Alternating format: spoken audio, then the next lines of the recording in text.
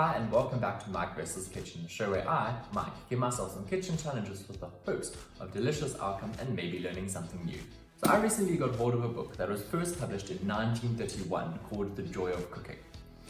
Some of the recipes in here are wild, and I wanted to give one or two a shot. What is interesting about this book is it's written in two ways. I take it in 1931 having a stand mixer or an electric mixer, as they call it, wasn't exactly commonplace. So they give you two options for if you're doing it by hand and one for if you're doing it with a stand or electric mixer, which is, I think, quite cool. For today's episode, I'm going to be trying something called White Cake 2. Very descriptive. It's similar to a vanilla cake that we know today, but got a little twist or two. I'm going to be trying it in the electric stand mixer because I'm not beating this by hand. Let's see how this turns out. As per usual, the recipe will be down in the description below, so go have a look. I'm going to put both the recipes for the stand mixer version and the non-mixer version because they do differ quite a little, which is quite interesting.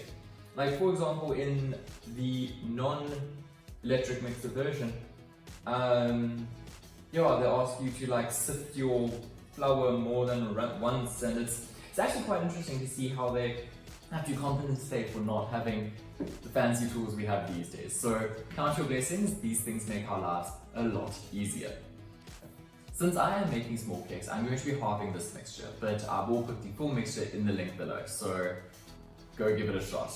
Let's get started. First things first, we're going to cream our butter and sugar. It's quite standard. Add our eggs, then sift our dry ingredients in. Pretty standard cake procedure. Let's get going. Quarter cup of butter. Get out! Butter and 1.5 cups, so 1.25, no. Half. 1.5, so it's 1.25. 3/4 of a cup of sugar. Wow, that took all too long to calculate. Okay, mix until smooth. Helps if I had it plugged in. Now that my butter and sugar have creamed, I can add in my 2 eggs. And once again, I'm going to beat till fully combined. After this, dry ingredient time. Okay, so let's get mixing.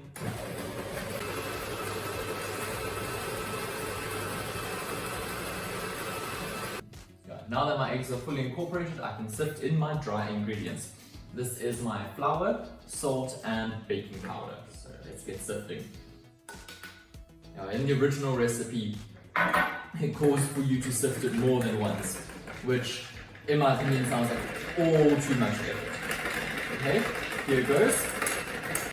Let's get mixing.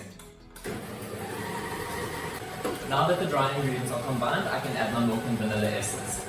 As soon as these are combined, I can then stop beating and move to my cake trays. Let's do this.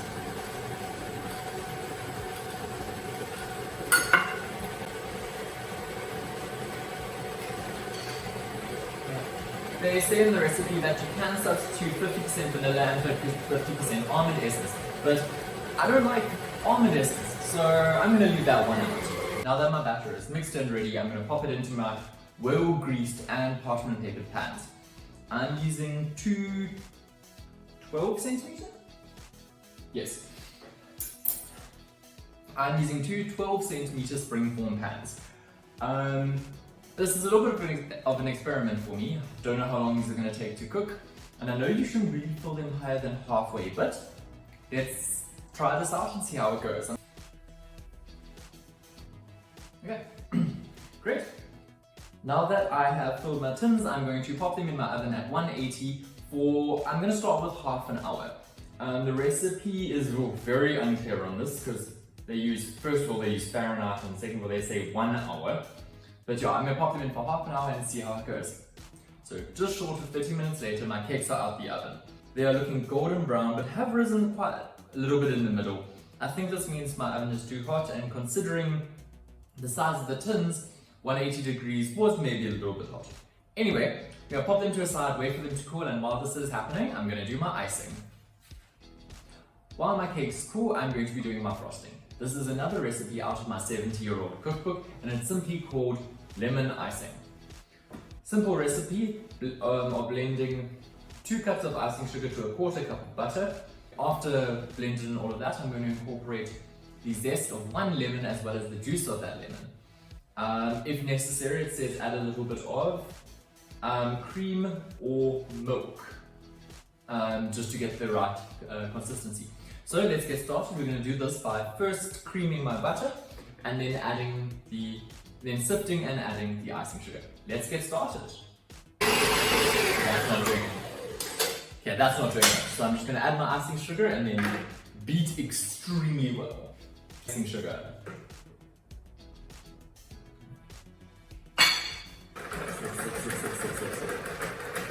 They say the trick with buttercream is to blend for a good couple minutes. So let's get blending. Now that my buttercream is creamy and looks about right, I'm going to add in my lemon zest. This is the zest of one lemon. I'm going to pop it in, mix it up, and then see if I need to add the juice. So let's do this. I think I could do with a little bit of juice. You need to now be careful not to add too much juice because this will alter the consistency of my buttercream. So let's see what that much does. Let's mix. Absolutely perfect. Once my cakes are full, I can carve and stack, crumb coat, then final coat. Now we wait. Okay, now that my cakes are cool, I'm going to do my best to carve them and get them as even as possible so I can stack in the ice. When carving, you want to try get the top flat or the top level as well as the sides so it makes the icing nice and smooth. Let's give this a shot.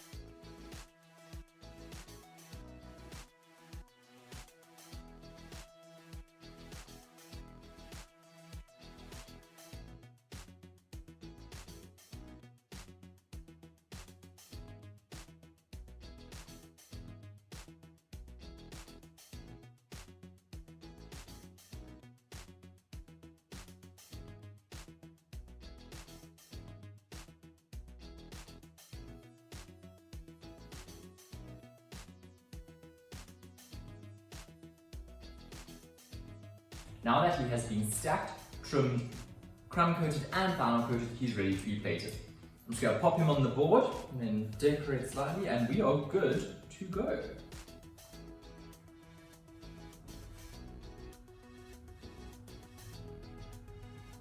Now fine, just decorate with a piece of lemon or two. Et voila, a white cake too with a lemon frosting.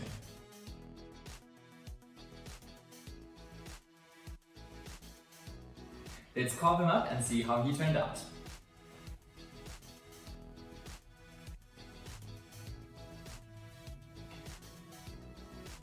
Ooh, lemon going everywhere.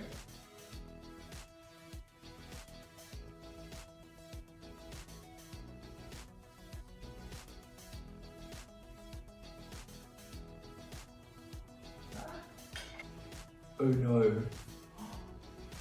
I didn't take the paper off.